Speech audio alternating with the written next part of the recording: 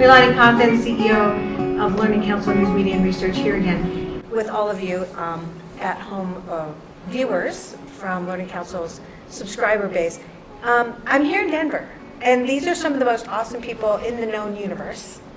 And I just want to introduce you to them, first of all. So Kahle Charles, who's the Assistant Superintendent of all the things, assessment, curriculum, instruction, St. Vrain Valley School District. The most awesome school district everywhere. Everybody should know this. I gave you guys knight status, like Knights of the Round Table. Right. Which is the top pinnacle. I think I'm going to be kicking you up, just based on what you said today. Because I am very inspired. So we'll talk about that later, because we don't need everybody to know all about that. Okay. And then also I have Jennifer McCartney, Director of Learning Systems from St. Vrain Valley School District, a co-conspirator in awesomeness. Mm-hmm. Good. And then I have my longtime friend Dan Morris, who's the Executive Director of Colorado Digital Learning Solutions, a service organization for the small districts, but also part of a larger vision, multiple states. So we're going to get into that in a little minute. I want to start first for everyone listening to say that the challenges were mentioned today. I'm going to mention a couple, and you guys say any other ones as we kind of go through this issues and challenges right now, okay? Because they're big. These are worse than we've ever seen, but also maybe bigger opportunities and niceness than we've ever seen. There's definitely a shift. Teacher attrition, teacher shortage, achievement loss, in some but not all. I love that you said that earlier. Mm-hmm. And then also we have a problem with space and time, because there's an expectation of something else that is ill-defined by most schools and districts in the nation. You guys are doing a good job of redefining that. You're doing it for the districts, the smaller ones, right? So let's talk about, beyond that, what else? You're going to think about it, Dan. You want to go first? Well, I guess one thing I have to say right up front is my granddaughter is going to be a student at a high school in St. Vrain. She's in first grade now. Lucky girl. So this is really important to me, and he's heard me talk about this before, of my expectation of what that high school will look like when she's in 10th grade. But I think one of the challenge, and I'm going to say this, one of the challenges coming out of the pandemic and so forth, and one of the things that I work with in the state, but also with a consortium of districts across the country doing, not just districts, but organizations who do what we do here in Colorado, provide online options. I think one of the challenges coming into this, and Kahle, you talked about it, but a lot of districts are struggling with this, is how online becomes an integral part of every instructional program at every high school or middle school without being something that's considered an alternative to that high school. And that's a real struggle right now with online as we get into this whole conversation. And it's kind of a paradigm shift for some districts to begin to think that way. So I need to say that up front, because I think that's one of the challenges I've heard across the country. Yeah, so let me just put that in the same sort of, maybe slightly different lens. People are sort of bipolar. They're like, you're either there or you're not there. That's right. But that's not the way of the world now. No. And go to any restaurant, people are there, but they're also there on their phone. That's right. Okay? I mean, I said earlier today, I can watch my two daughters sit at a movie together. They're on the same couch with me, but they're texting each other, sitting next to each other. That's correct. Yes. Absolutely great point. The future is not an either or. It's something in between. Well, what we know, all kids learn differently. We know that as educators in this room. And we came out, what we observed was, I venture to say 20% of the kids that were with us during the pandemic, and we had a huge number because of the need, I think 20% of them will learn more effectively in an online setting than they would just a unique brick and mortar. And I'm not saying a total replacement, but and I'm going to tell a story. My granddaughter says she's going to be a zoo veterinarian. Now, she's in first grade, and I believe her, believe me, given what you described kids on. Yeah. And she's already picked out a course that she wants to take at Erie High School when she's a sophomore. And the district has to offer that. veterinary science. It absolutely Yeah, has don't to drop have that option, no option. Yeah. So I See, think this that- is awesome. So just like in games, because they're doing them when they're 2 on the iPad that right. mom hands them because, they're mapping life across the internet. They're trying to pre-experience. This is an awesome point, life. And they're doing it through the portal of the internet. That's right. It's so awesome. Okay, so then coming back to you guys, who wants to go first? The other issues. Let me use an example, and stay with me for a second here. When you go and you walk into your room and you turn on a light switch, as adults, we don't think about it. We don't think about it, just that's part of what we do, turn it on. The science that goes into getting that electricity to that light switch, I've been told by very smart people, they could probably teach part of a college class on as it goes through there. We as adults don't even think about it. That's the way our students think about technology and online learning. It's a part of their life. They don't see it as different. I'm going to piggyback on what Dan said. It's not the district's students that are struggling with that idea. It's the adults in the district that are struggling with that idea. And that's where our efforts have to be in transforming some of those paradigms so that they can see that. It will take some time. I think actually that's what I talked about before. The pandemic did help with that. I'm not making light of the pandemic. There was a lot of suffering that went on in Yeah, that. that was. But that is something that pushed us to see our children are demanding more. They are not after the careers necessarily that we had, nor do they learn in the same ways. And we've got to adapt to that. And actually we'll see greater gains than we've ever seen before if we do. Yeah. If we get people out of their comfort zone and get them to try things in small increments, our students are demanding that. And that's what's going to really be the paradigm and the change that we need, that Dan was talking about, is with our adults in the building. They want to go back to what they're comfortable with. We got to think about what our students need. I love this student-centered thinking. Could we just copy that into the minds of everybody else? That's what I really need to do. I love it. Love it. Okay. No, I just want to piggyback on that. I think I'm thinking about our district in St. Vrain, and our vision and our goal has always been student achievement. But student achievement in the context of what they will need to be prepared for in the future, right? The complex world that we live in. And if we're going to do that, we have to change what we're doing today in order to meet that. We have to be flexible. We have to have different kinds of spaces. We have to be personalized. Yes, I like this a lot. Okay, so I want to move on to another thing. This flexibility, model shift, focused attention on the student themselves.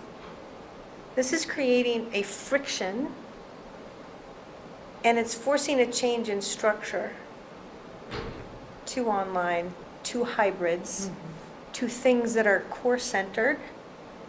They are not teacher-centric only. You're still human, but you're not ignoring the fact that the student needs choice, right? And altered pathways, right?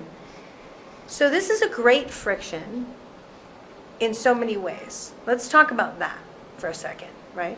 Because you not only had to deliver during the pandemic, your structures are changing, but there's probably also things happening with your people. This is a multi-level thing, and so I'm missing some of those. So let's start at this end first. Okay. Those other things going on. There's a lot of talk and a lot of writing about personalization in education. And we all know about different learning styles, and that's where a lot of folks go. And some of that's still true. Some of it's been debunked in recent years. But for us, personalization starts with student choice. How can we ignite the passions of students? We heard about a first grader who's going to be in zoology and veterinary science already.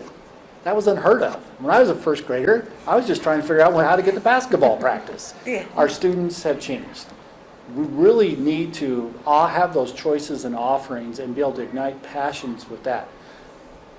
The foundational skills still need to be taught, but they will take care of themselves if we have passion behind what students want to do, the curiosity. We need to ignite curiosity.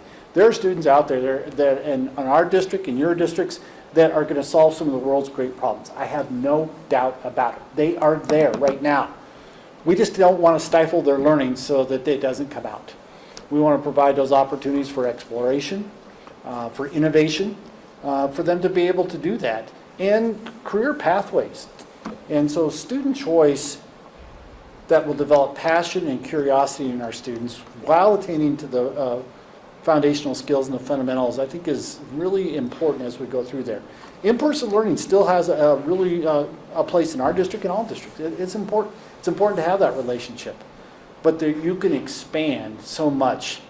All the if you think about the way certainly I learned, sitting in front of a teacher who was lecturing to me, and I was trying to get those notes down real quick. That's a very old way to do it. Our devices, whatever they're going to be, our children have all the knowledge at their fingertips right now. So now the role of the teacher is to facilitate learning within that classroom so that students can explore content in authentic context and be able to apply it. Yeah, I like that. This is my new words for the day. I like that.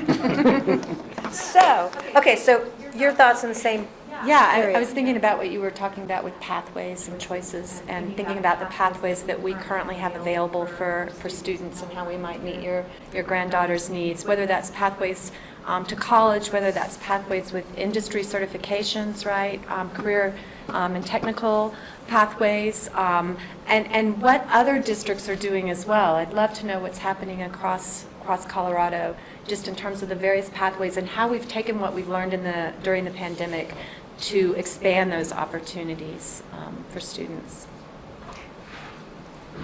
I would too, but I will caution you, and maybe you can speak to this next too. I don't think a lot of districts came out of the pandemic trying to innovate wildly like you guys did. I think they came down like we just came out of a storm. We had to batten down the hatches, and now I just want to coast for a little bit and go back to normal. That's what a lot of the country did. Okay? A regressionist move.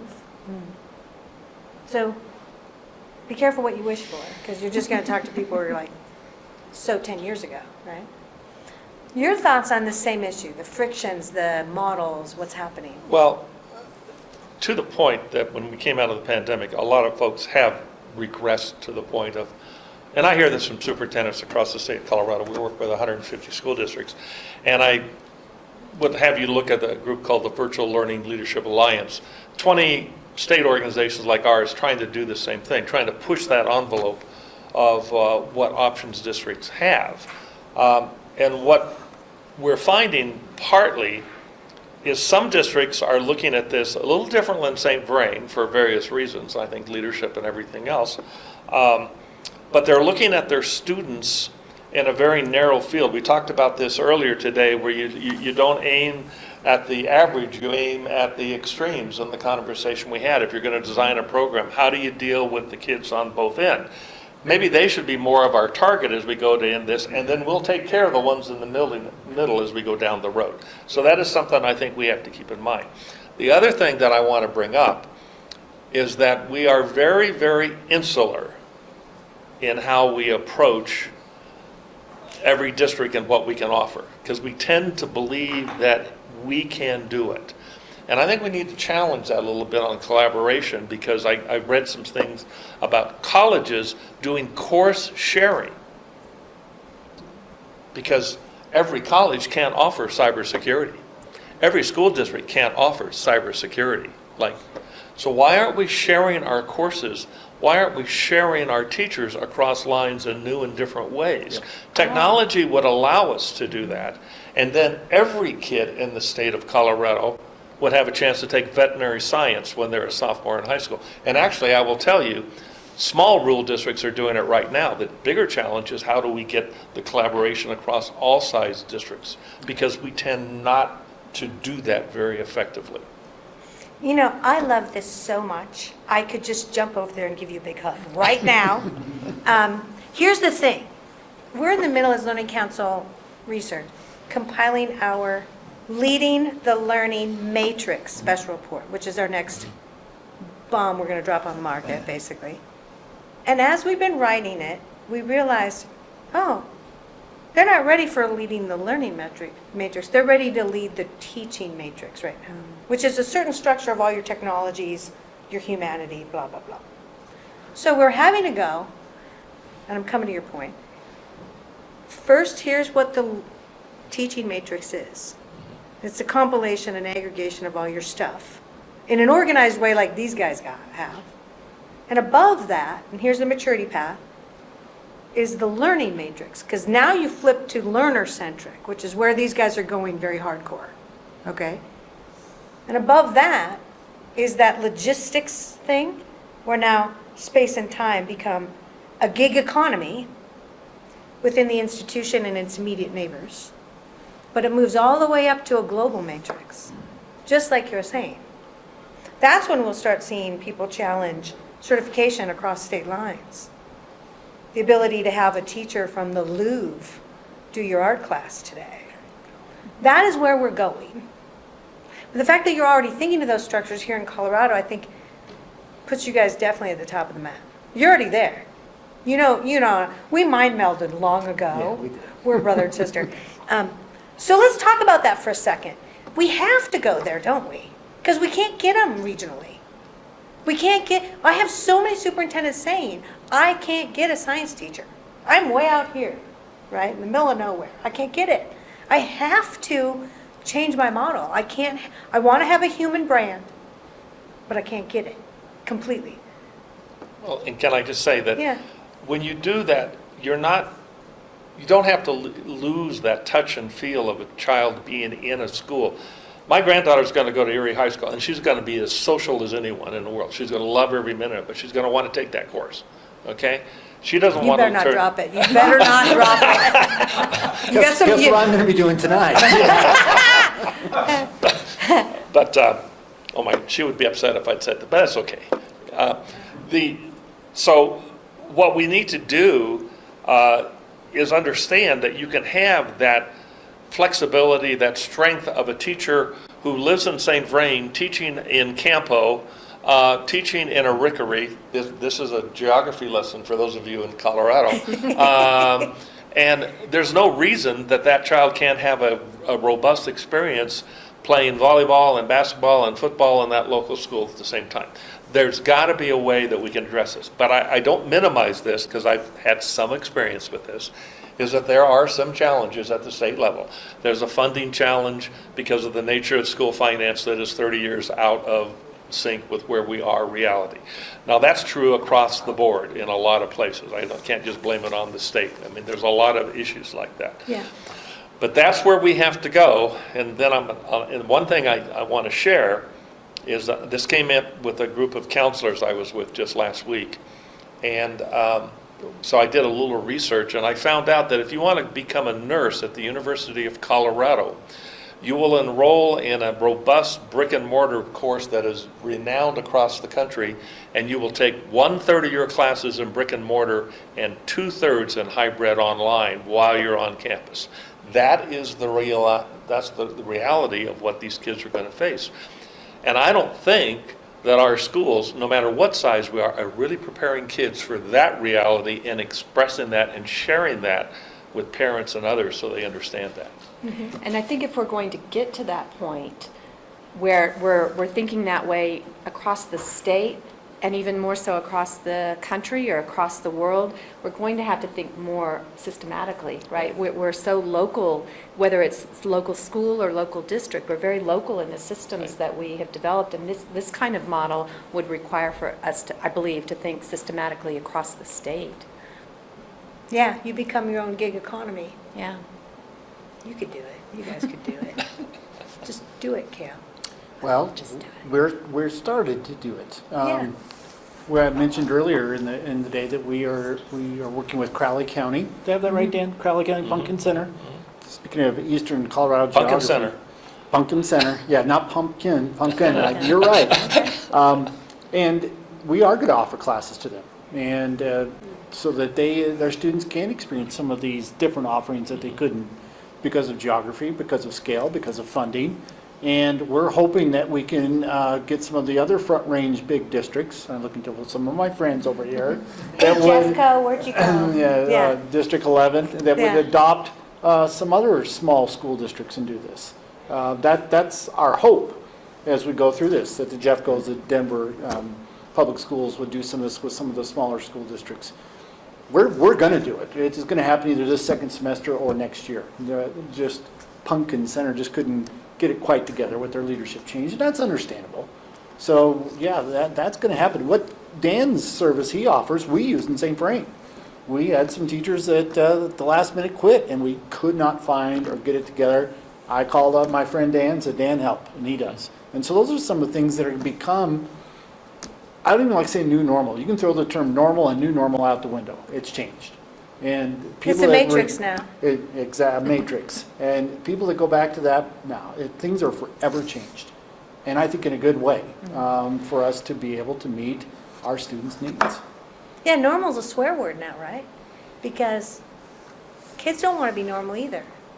It's like we said earlier, even at the age of 3, you are confronted with the vastness of the known internet and everything that's at your fingertips. So your identity is against all of humanity. It's not you against the other kindergartners, like it was when we were children. Your reality is the vastness of the known world and all information on all people everywhere. So your propensity to try to construct your own identity and concrete that in is very high. You want personal attention. You want a unique individual pathway because you need to define yourself very well against this onslaught of allness, right? You can't be part of the mass. You'll pay $150 for your customized Nikes. And can I just add that, I want to emphasize, sometimes we feel, and this is where I'm going to challenge some big districts, because I think sometimes big districts feel like, okay, we can do this. My experience tells me big districts have the exact same problem as small districts in many ways. It's just magnified differently at the building level instead of at a small rural district out there in a Rickery or Campbell and so forth. And we're all facing the same kind of challenge and opportunity. And for every kid in the state of Colorado to have access to a catalog of 300 courses, all taught by online high-quality teachers from all over the state, should be something everyone experiences. And I think big districts need to kind of, and some are in different places. I mean, St. Vrain's in a different place than some. Need to step back, evaluate that, and say, what are we missing for the kids down here in our high school, our high schools? Yeah, I like it. I like it a lot. That's my words for the day. So you just got an I like it. Okay, it's like a gold star. Yeah, so we do have a moment, and it's not normal. And the other things that shifted were expectations and other pressures. Any other comments on that from you guys? The other things you're feeling pressured about? I think in the political climate that we're in, we as school districts face some pressures. Oh, yeah. About Step out of line, make the headlines. about what you teach. And Yeah. so I think that's been added to it as we go through, that you can navigate. And I think part of it is it comes down to content. Content's important, but it's not as important as we once thought it was. We want students that can think. We want problem identifiers. We want problem solvers. We want students that can work together. We want students that can apply content. So if we have novels and one's a very this end of the spectrum, and I don't care. I really don't care what students read, but what would I like them to be able to compare, contrast, analyze, synthesis, and write a really good paper about the two? That's what the key is. That's the key to it. It's not about the content. So when districts go through that, we've been fairly successful with our staff and our population in terms of our community members of saying that. And they're like, oh, okay, we can live with that. That makes a lot of sense because some of the information that both sides get can be very slanted. And we say, no, we're about having students learn and become thinkers and deciding for themselves political opinions or philosophies or things like that. And that seems to really help out. And so that's some of the pressures that we've had to go through and continually go through. And I'm really going to be glad when the mid-year elections are over, to be honest with you. Me too. We all will. Yes. Well, thank you for that. Okay, so your thoughts on that? Same sort of vein of thinking. Pressures?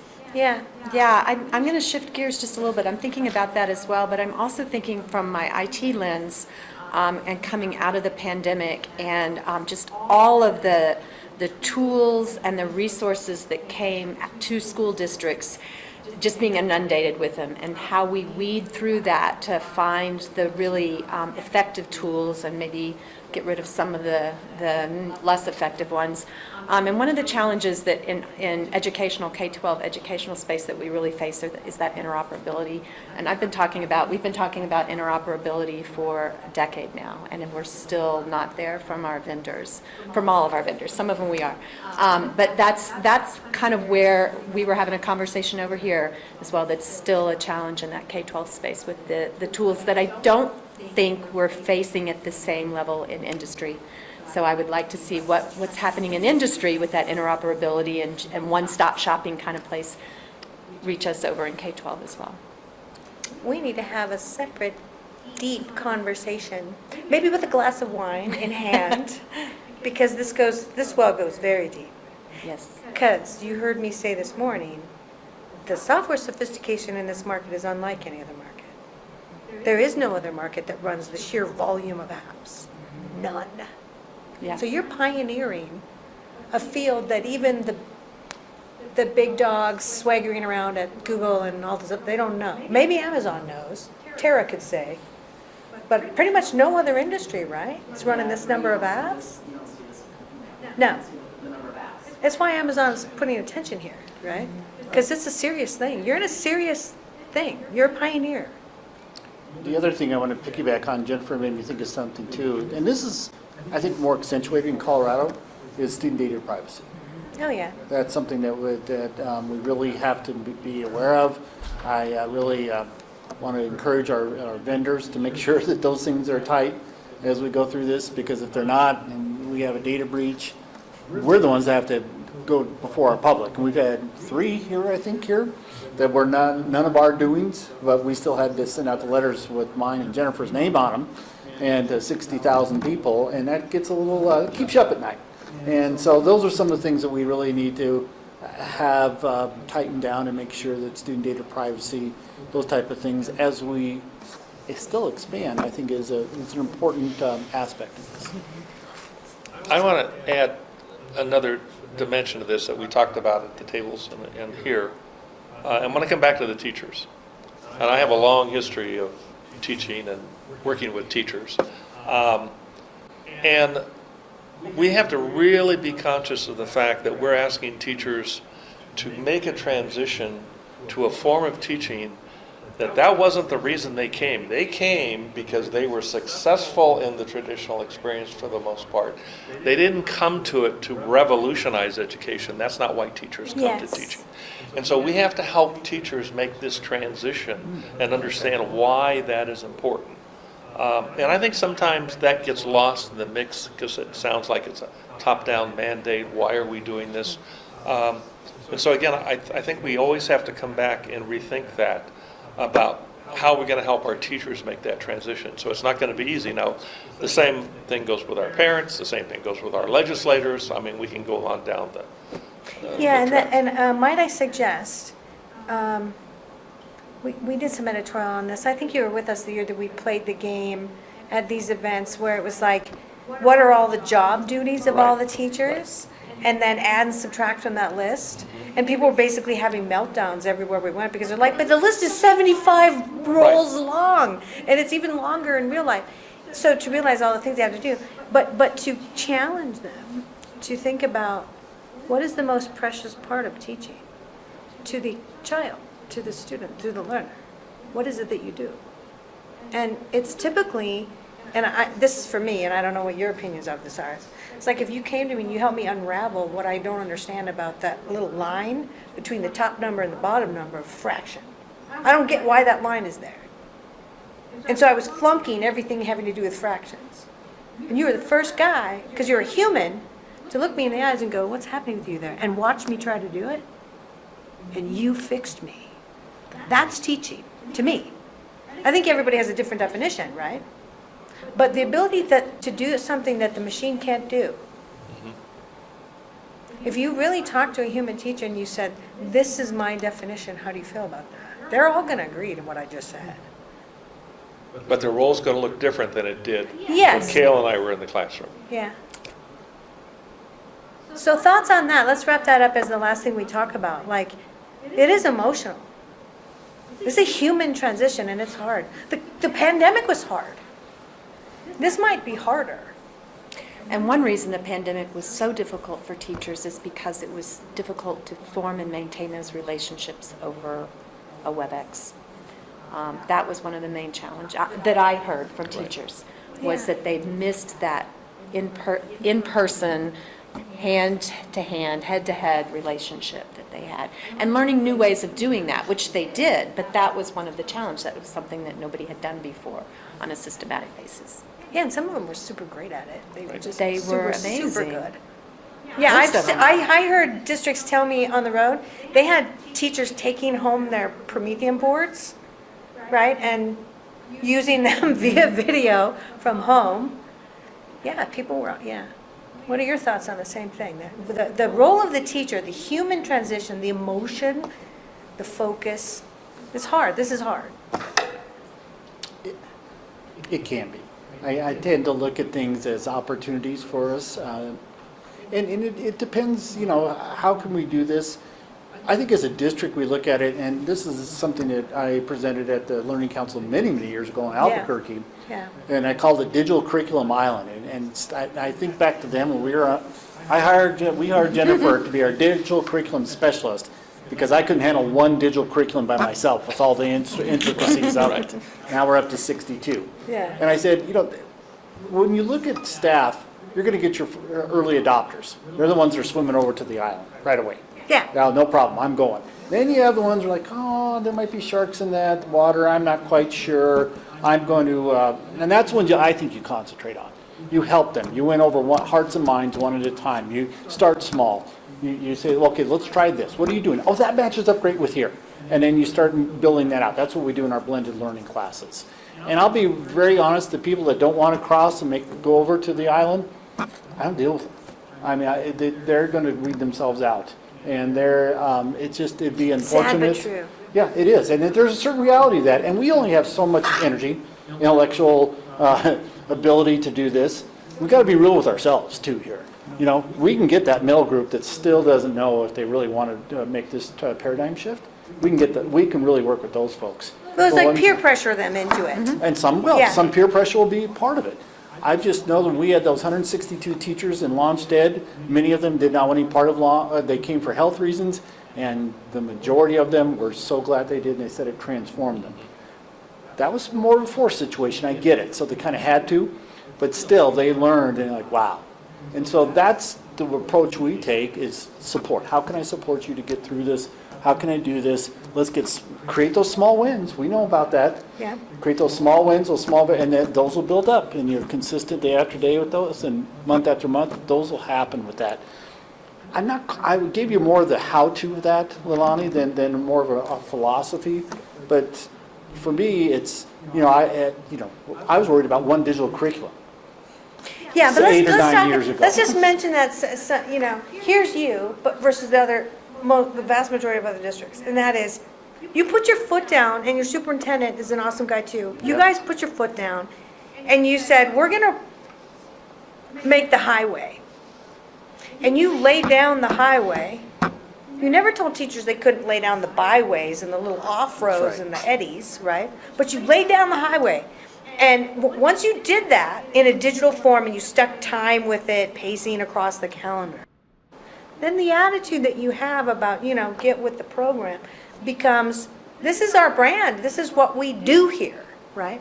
Versus what all the other districts do, which is, I'm going to have a big general map of general pacing of things, and now it's up to you to figure out your whole lesson plan sequence, and everything you do in the classroom, it's all on you as a teacher. They don't dare go to those teachers and go, thou shalt. Because they'll quit. Because their attitude is, I own the show down here, and you don't have a brand of your own, I'm the brand, right? And part of what you're saying, and Jennifer gets probably tired of this corny analogy, but remember the movie Field of Dreams? Yeah, I love that movie. Build it and they will come. That's building the highway. And that's Yeah, what that's we're gonna talking be a about. headline, yeah. Create that big vision, create that really compelling vision, give them the tools, give them the training, give them the roadmap, and support them along the way. And you started with vision, and I think Yeah. that's where our district started, was with that vision of where we want to be, and then you build the highway to get there. Well, see, the journey that you guys took then 8 years ago, back when we first were really talking about this in depth, that's what people are doing now on a national level. They're that far behind. They were forced even forward in the pandemic. But that moment, that's what they're in. You know? Well, and I want to add just to that. Keep in mind, you start with the student, and you're saying start with the teacher. And sometimes what we do at CDLS, sometimes they'll call us and say, we have this problem. We solve the problem for one kid. That's what we're going to do. And I think we have to keep that in mind as we go through this. Yeah. The same with teachers. You know, you set the vision, but it's not going to be a sea change. It's not going to be everyone's going to go down that highway at the same speed. And you have to break it down, but think of that one kid. Again, I'll come back to my granddaughter. Think about that one kid who has that vision. How can we make that happen? How can we make it happen for those teachers? Well, so consumerize the learning. That's what Mathnasium is doing. They're killing it, right? They're the fastest growing retail chain in America. If we did that for everything we did, we would really have a thing. It's logistics that are a problem. You guys are starting to nail that. This is awesome. Well, this has been such a great conversation. I don't want to stop, but we have to. So, there you go. Here's Denver. These are the awesome people. And keep listening, keep learning.